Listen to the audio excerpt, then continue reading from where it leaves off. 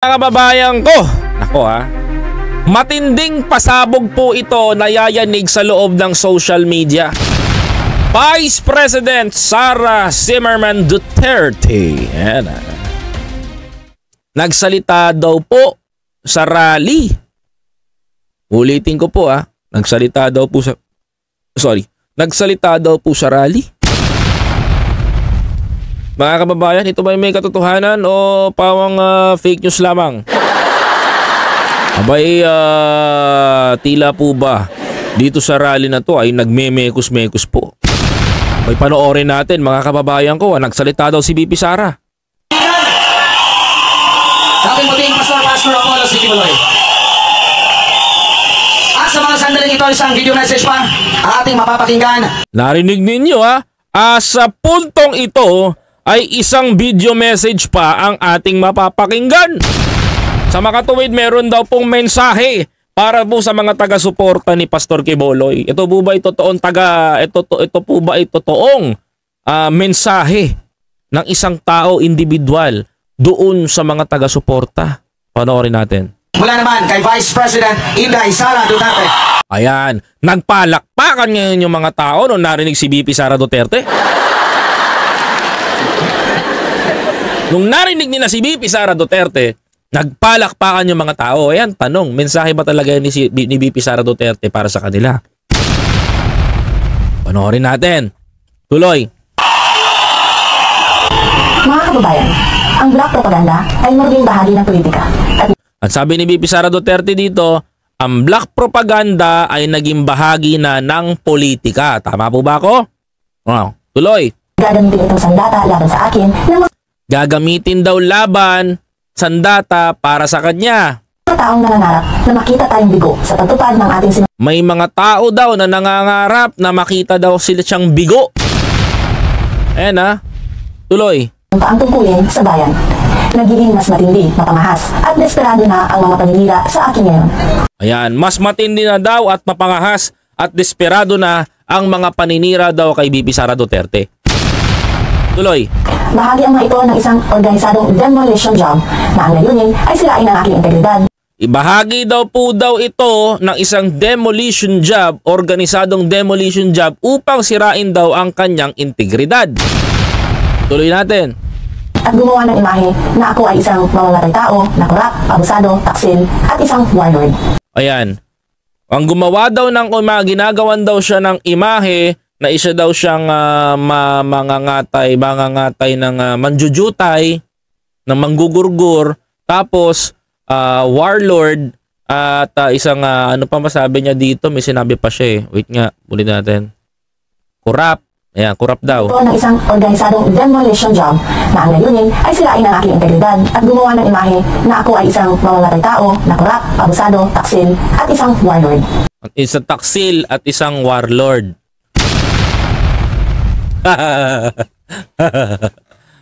Yan ang sabi niya Yan ang sabi niya. Tuloy.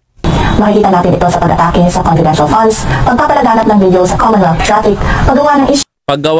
Paglalabas daw ng Commonwealth ng issue sa video sa Commonwealth, paglalabas daw ng sa confidential fund.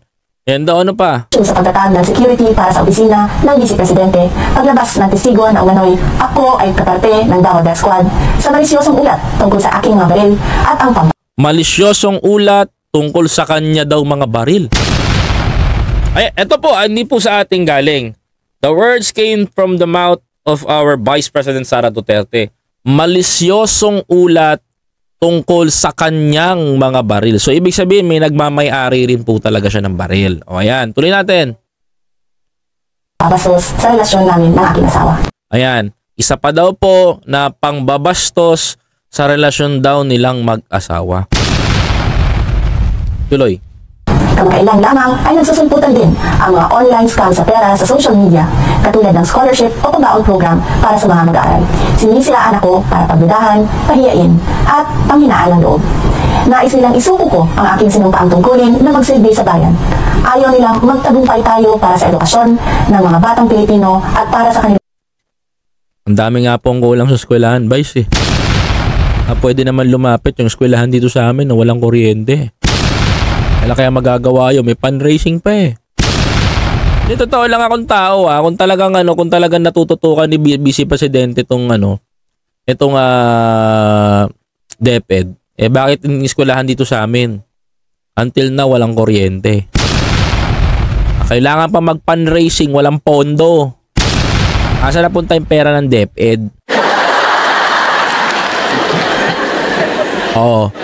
Totoo ako, di ba? Tuloy. Ang kinabukasan na nanganganib sa kamay ng korupsyon, kriminalidad, iligal na droga at terorismo. Taliwala ni inyong tanan, daling salamat sa inyong padayon na suporta o pagmahal. Magpadayon po sa aking trabaho para sa kailihan sa nasod. Ayan. Sabi ni Vice President Sara Duterte, pakinggan nyo Salamat sa inyong patuloy na suporta sa aking mandato na itaguyod ang pag-angat ng antas ng edukasyon ng ating mga kabataan. Salamat po sa inyong mga dasal. Tandaan po natin na ang mga paninirang ito ay nagkukubli ng mga personal at politikal na interes. At ang mga ito ay hindi ninyong interes. Hindi interes ng bayan, hindi ito interes ng Pilipinas. Ayan. Medyo pumitik na si Sara Duterte dito. Unang-una kong napansin, mga kababayan ko, ano ang unang sabi ng isang SMNI host? Meron daw pong isang kumbaga mag-greeting ng magpapakita, magsasabi sa isang mensahe sa video greeting sa mga nanonood daw po. Ang akala tuloy ng mga member ng Kingdom of Jesus Christ, itong KOJC, na mga nagrarally doon, ito promotor eh. Sabi niya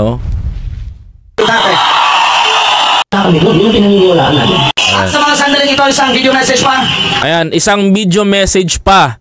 So, unang-una, nauna si Senator Robin Padilla, sumunod naman si Vice President Sara Duterte. Kasi sinabi ni Senator Robin, mga kababayan ko, ay pabor kay Digong, ay pabor kay Kibuloy. Tapos, expected ng mga taong bayan ngayon dito na mga nagrarally, pabor si VP Sara Duterte kay Kibuloy, palalabasin gano'n. Ang galing, di ba? Tuloy. Ating mapapakinggan naman kay Vice President Inday Sara Duterte. Isang video message po ang ating mapapakinggan mula galing kay Vice President Sara Duterte, sabi ng SMNI host. Tapos mga kababayan ko, tingnan nyo yung reaksyon ng tao.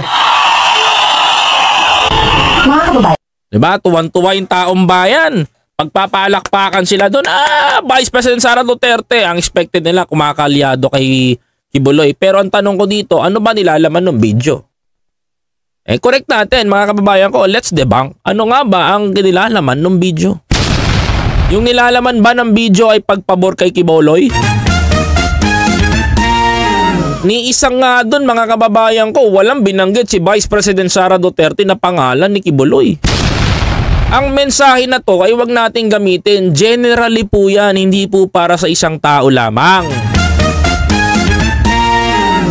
Di ba mga kababayan ko, na-debunk natin kagad? Kasi pag di natin na-debunk to mga kababayan ko, kakalat sasabihin si VP Sara Duterte kumakaalyado na eh. Di ba? Paano yan kung naniwala yung mga taga-supporter? Di nagalit lalo kay Pangulong Bongbong Marcos yun. Hindi nga naman sila nag-aaway dalawa. Tanga pa naman yung mga vlogger na nando doon. May mamema lang kanina, lalong-lalo na yung OFW daw kuno. 'Di ba? May mamema lang na masabi lang kanina, si VP Sara Duterte sumusuporta na kay Pastor Kibuloy. Bobo, hindi mo napanood yung video. Ako nga, napanood ko dito, 'di ba? Alam mo yung vlogger na yun, nakakatawa talaga yun.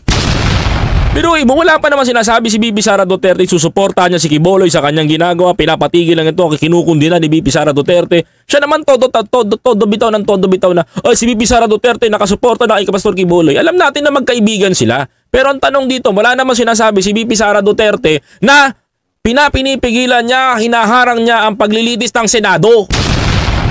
Wala pong sinabi doon. Pinanood ko nga po sa inyo unang-una, di ba mga kababayan ko? Napakinggan nyo po. May narinig po ba kayo doon na kinukundi na niya? Yung Senado na ipatigil? Ano yung banat dito ni VP Sara Duterte? Generally, sa lahat ng pumupukol ng issue sa kanya. Alam nyo sabi ko nga sa inyo, ayoko sana pakialaman yung mga nanonood, mga content creator doon. Pero minsan may taglay silang bobo eh. Sorry to say may taglay lang sila. Magalit kayo sa akin kung magalit. Bakit? Alam niyo yung mga sinasabi nyo kanina, pinapahamak nyo si Vice President Sara Duterte. Totoo lang ako, mga kababayan ko, kahit magalit sa akin doon. Huwag niyong sabihin na si VP Sara Duterte kumakampi at gustong mangyari ito. Na inaayuno na kayo, 'di ba? Inaayuno na kayo ng totoo na inaayuno kayo ng ni Vice President. Alam niyo kung ako sa inyo, huwag niyo sabihin na si Vice President Sara Duterte nakasuporta kay Pastor Quiboloy, pinipigilan niya sumuporta sa rally. Huwag ganon. Alam niyo ako hangga't maaari, huwag mag-away si BBM at si Sara. Sa totoo lang, hangga't maaari. Wala na nagdudugtong sa kanila kundi sila na lang ang nagkakaunawaan. Totoo lang mga kababayan ko. Pero mga kababayan ko, kung iyan, mga kababayan ko, ay gusto nyong palabasin at bulagin yung mga membro nyo. Yung mga membro nyo na talagang laging uhaw, laging uhaw sa pangalan ninyo, no? Wag nyong bulagin. Kasi pag binulag niyo yung mga yan, tandaan nyo, ang pinapahamak ninyo, yung pambato nyo sa 2028. Hindi nyo alam, general yung pagbitaw ni VP Sara Duterte ng video na ito. Mga kababayan ko, kung ako nga po nandito sa bahay, nirespeto ko Bakit? Kasi general yung kanyang atake.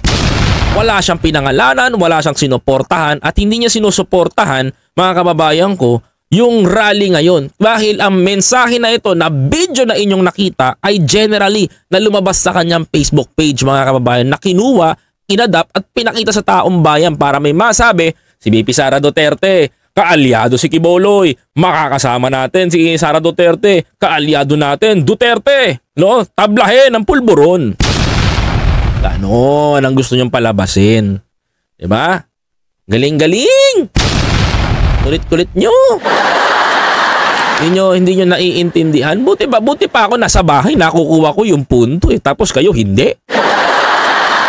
Partida, di pa ako makakain ito pero naintindihan ko si Sara. Sige, pakinggan natin ulit to. Ito, ihimayin ko na. Ang black propaganda ay maging bahagi ng politika at gagamitin itong sandata laban sa akin ng mga taong nangangarap na makita tayong bigo sa pagtupad ng ating sinumpaang tungkulin sa bayan. Alam nyo po, Vice President Sara Duterte, ang propaganda ay lagi po nandiyan yan. Kahit nga po yung tatay nyo Di ba? Kumuha ng mga vlogger katulad ni Maharlika, katulad nila ganito, katulad nila Banat Bay, sila Nino Barsaga. Kumuha ng mga vlogger para maging propagandist. Totoo.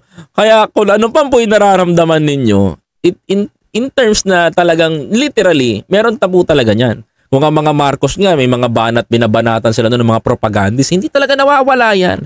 Nasa sa inyo yan kung paano nyo po ihahandle, okay? Yung mga bumabanat sa inyo, di ba? Nagiging mas matindi, mapamahas, at desperado na ang mga paninira sa akin ngayon. Paano po ba kasi, ang tanong kasi dito, Vice President, bakit po ba kayo nadadamay? Kung ako po tatanungin nyo, ito po yung speculation ko. Kayo po kasi ay anak ni Duterte. Opo, anak po kayo ni Tatay Digong, ni Rodrigo Roa Duterte. Panganay na anak ni Duterte kay Elizabeth Zimmerman. Ito po yan. Bakit po kayo nadadamay? Kasi po mga kababayan ko, yung tatay nyo po at yung kapatid nyo po at yung congressman nyo pong kapatid, may problema. Mga kababayan ko, totoo to, sa politika, kahit wala kang kasalanan, tas kapatid ka, kamag-anak mo, damay ka! Ay, totoo sinasabi ko. Bakit, mga kababayan ko? Bakit? Bakit ko nasabi, ba't po kayo nadadamay sa mga propaganda? Minsan may tama po yung propaganda, minsan naman po may mali. Mga kababayan ko, kaya ako nagbabase ako, binabalanse ko. Kaya ang opinion ko napakalawak. Bakit po ba kayo nadadamay? Nung panahon po ni Duterte ng tatay nyo, hinayaan niya na si Congressman Pulong makakuha ng 51 billion during the last 3 years ng inyong tatay. Tawag po dong corruption.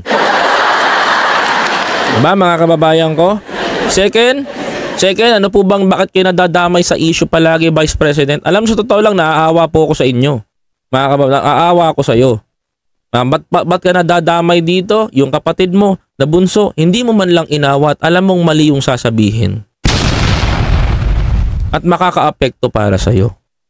Hindi mo man lang tinignan kung presidente, kung hindi ko nakakasalamuha mo ba si Lisa, kung nakakasalamuha mo ba si PBBM, kung nakakasalamuha mo ba yung mag-asawa. Hinayaan mo na mabugbog.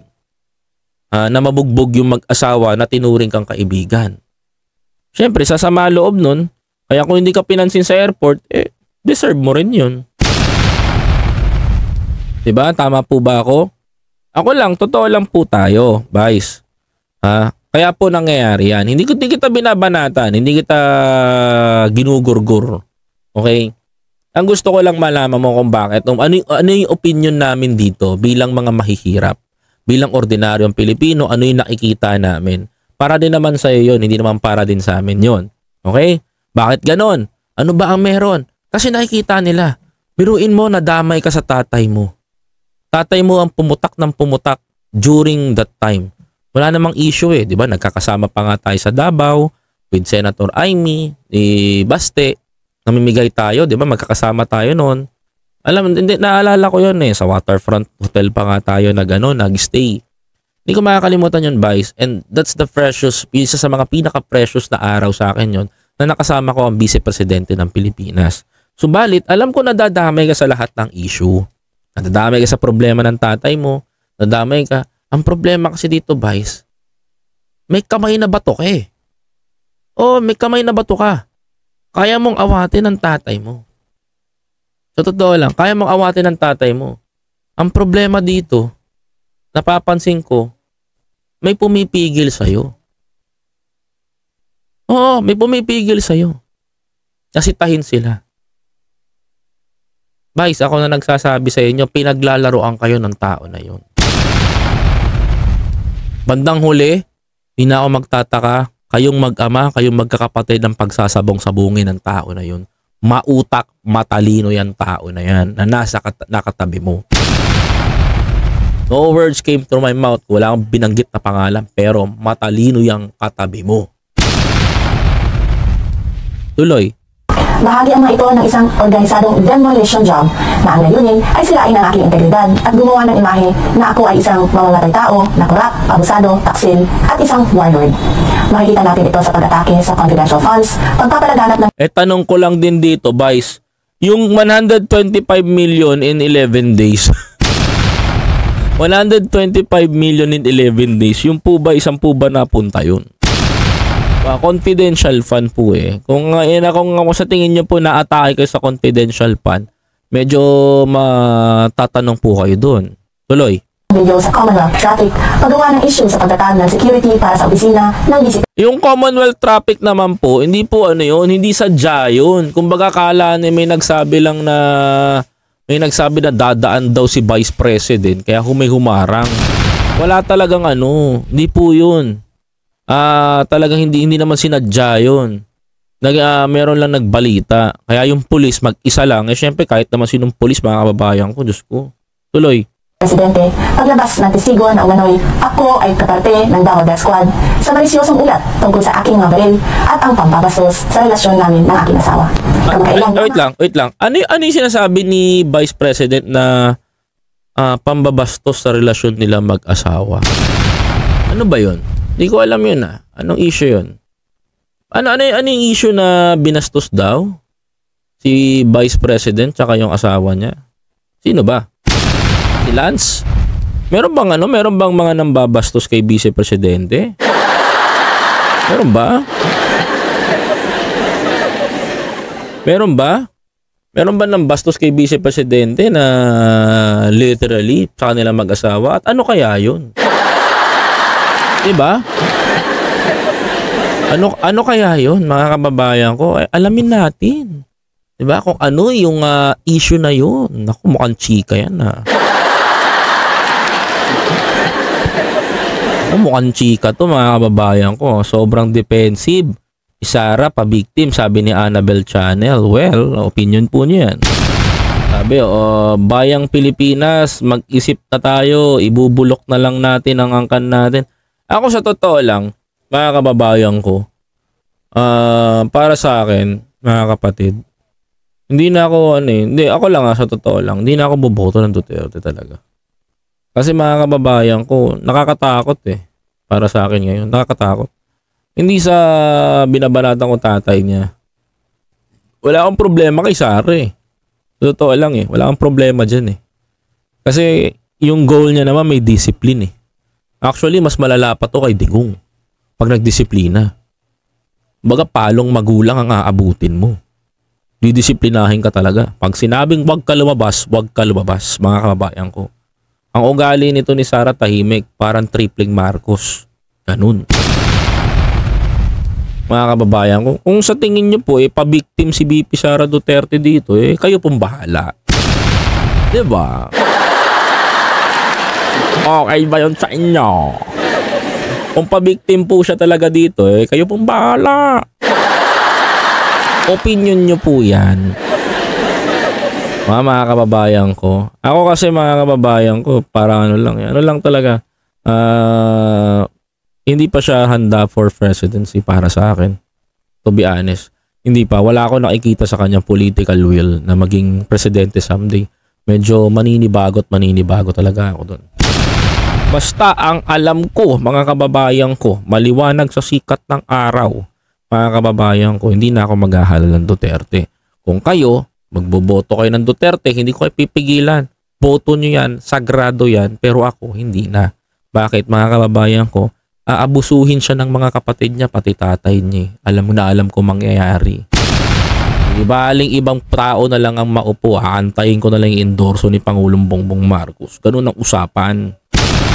Para matapos na yung mga ako susunod, nek nyo, bahala kayo dyan. Diba? Gusto nyo, pili kayo. Boto nyo si Amy. Diba? Tapos Vice President si Direk Daryl. Pwede yun. Direk, sorry. Pwede naman si Senator Amy Presidente, si Daryl ang Vice President. Charis lang, Direk mawawahid ako. Go. Diba? Sabi dito, panaginip niya lang yan ni Sara ng original na tambaluslos. Nakakatakot yung babae na yan, mas masahol pa sa kanyang ama. Actually, para naman sa akin, nakita ko naman may puso siya. May puso rin naman din si Sara. Kaso nga lang, ang problema parang madaling madiktahan.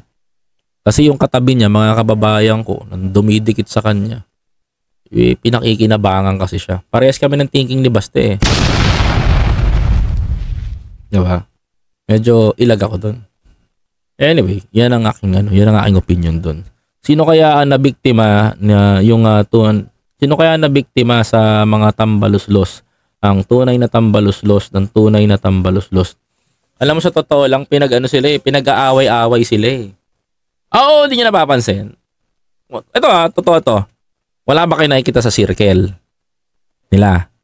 Nakikita nyo pinag-aaway-away sila.